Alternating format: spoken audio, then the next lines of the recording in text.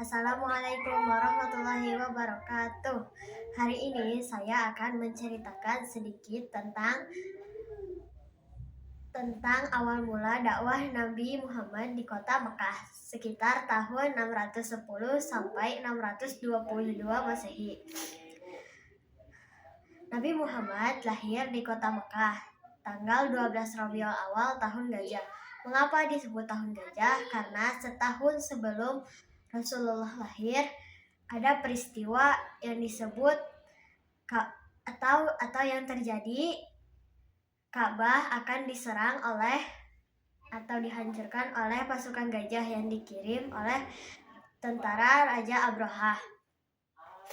Namun pasukan gajah tersebut dihancurkan oleh pasukan burung ababil yang Allah kirim dari surga yang membawa batu sijil dari neraka yang sangat panas. Pasukan gajah pun dikalahkan. Setahun setelah kejadian itu, Rasulullah pun lahir dengan status yatim atau tidak memiliki bapak karena saat Rasulullah 2 bulan di kandungan, ayahnya meninggal atau wafat. Saat lahir, Rasulullah disusui oleh Suwaibah, yaitu budak Abu Lahab, paman Rasulullah. Setelah beberapa hari, datanglah Halimatus Sa'diyah. Akhirnya Rasulullah dibesarkan oleh Halimatus Sa'diyah.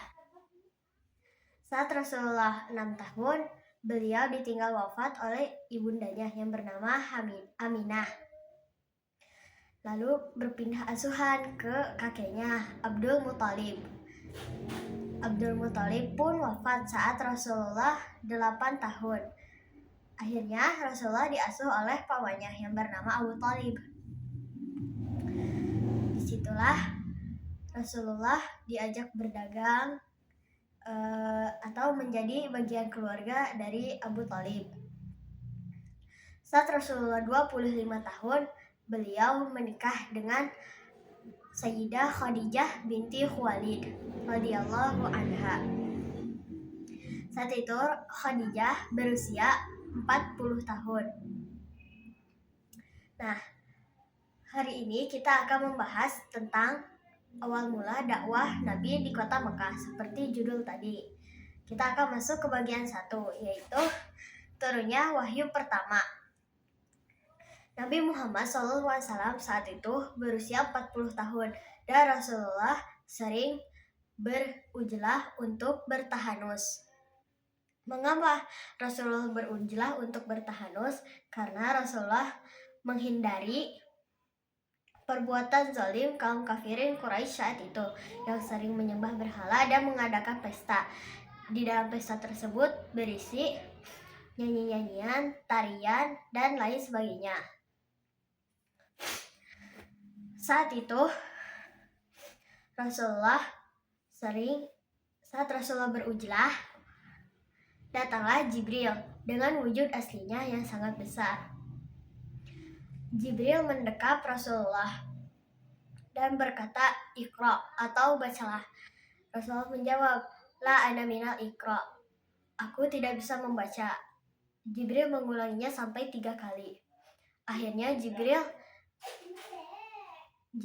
mengajari Rasulullah. Dan saat itulah turun Quran surat Al-Alaq ayat 1-5. Inilah awal dari kenabian Nabi Muhammad SAW. Kita masuk ke bagian 2, dakwah secara sembunyi-sembunyi atau asir. Pada awalnya, Nabi berdakwah secara sembunyi-sembunyi selama 3 tahun. Siapa saja yang masuk Islam pertama kali?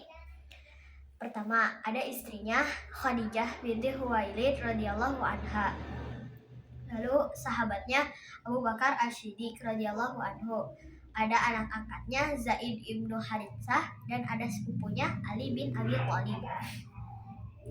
Abu Bakar mengajak teman-teman yang lainnya untuk masuk Islam seperti Utsman bin Affan, Zubair bin Awam, Abdurrahman ibnu Auf, Sa'ad bin Abi Waqqas, Talhah bin Ubaidillah. Semua itu termasuk 10 sahabat yang dijamin masuk surga, karena merekalah yang paling awal masuk Islam.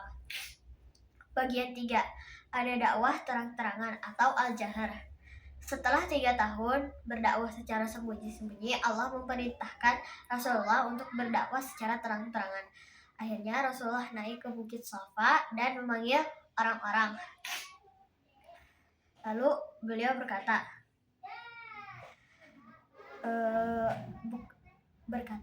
untuk meninggalkan berhala dan sembahlah hanya Allah. Di situ Quran surat Al-Hijr yang menyampaikan, sampaikanlah secara terang-terangan apa yang diperintahkan kepadamu dan berpalinglah dari orang-orang musyrik. Namun dakwah beliau ditolak. Sekian yang dapat saya sampaikan. Wassalamualaikum warahmatullahi wabarakatuh.